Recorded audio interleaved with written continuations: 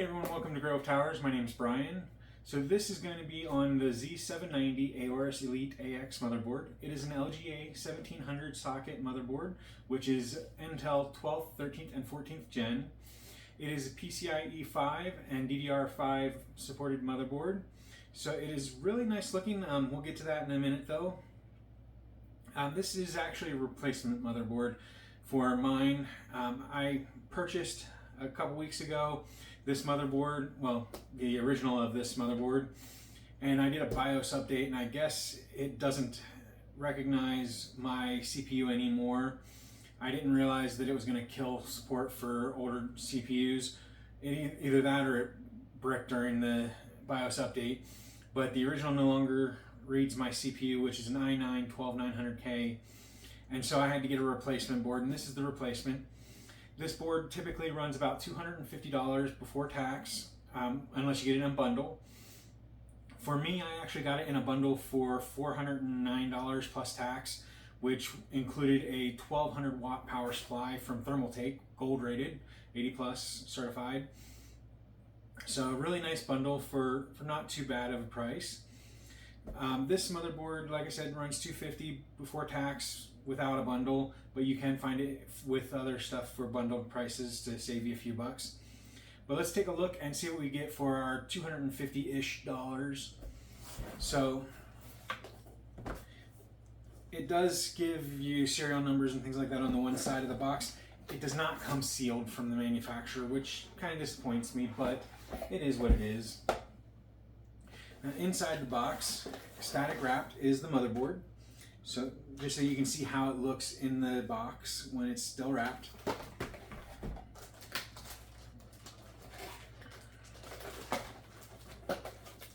So we have the motherboard. We'll take a look at that in a second. We also have two SATA cables, the quick connector for the front panel stuff, instruction manual for the motherboard, several motherboards actually. We have the antenna for Wi-Fi. It is Wi-Fi 6E. And then it looks like a thermal pad for the, like an extra thermal pad for the motherboard's M.2 slots. So I'm gonna go ahead and set that over here while we take a look at the motherboard.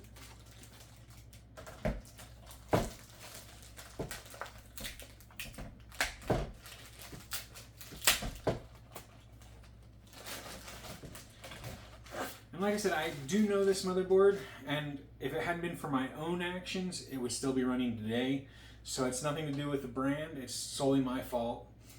So on it we have the LGA 1700 socket, which is 12th, 13th, and 14th gen Intel CPUs.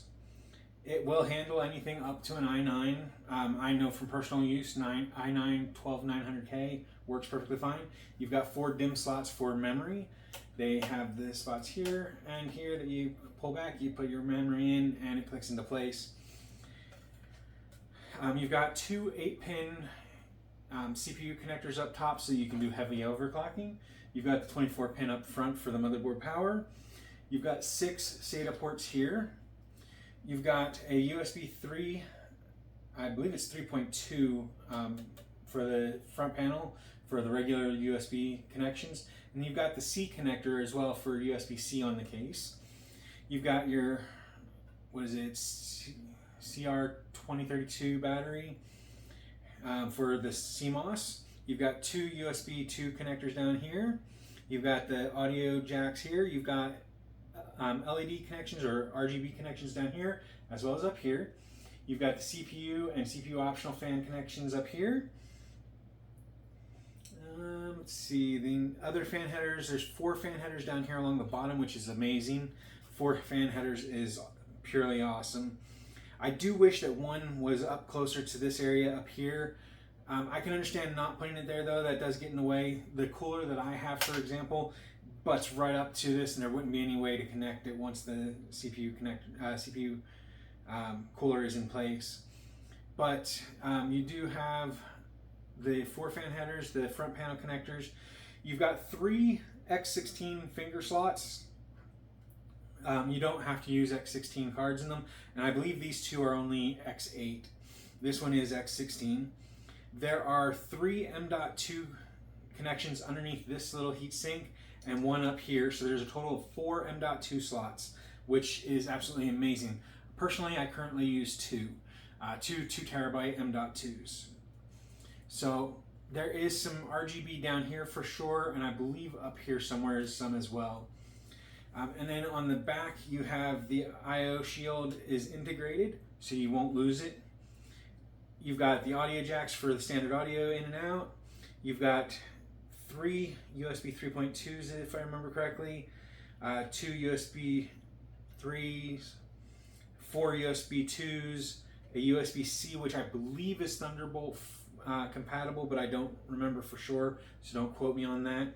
And you have an Ethernet jack that is 2.5 gigabit, which is awesome. Most of the ones that I've had in the past have only been 1 gigabit, so it's able to handle much faster internet speeds. And then you've got the Wi-Fi 6E connectors here for the antenna to connect to. And that is your motherboard. If you are looking for a Z790 motherboard, it is definitely a contender in my opinion. It absolutely is amazing. Performance on my system went up about 3.5% when I upgraded the motherboard. That included an upgrade of RAM as well though. So going from a Z690 motherboard with 64 gigs of DDR4 3600 CL18 RAM up to this motherboard with DDR5 6000 megahertz CL30 RAM, performance jumped about 3.5% according to benchmarks. So it is definitely a nice motherboard. I'm pleased with it. This time I will not be making the mistake of upgrading the BIOS until I have a new CPU, and that way I don't brick myself again, because the return window is going to be closed by the time that happens. So that is the Z790 Aorus Elite AX motherboard in a nutshell. I do hope that this video helped you to decide if this is the right motherboard for you or not. If it did, make sure you hit the like button down below. If you haven't already, hit the subscribe button that should be in this general area over here, and that way you can keep up to date on our new videos and our community section. And as always, if you have any questions about myself, the product, or the channel, make sure you leave them down below in the comments section or on Twitter at TowersGrey. So thank you for watching, everyone. I hope you have a wonderful day. Bye for now.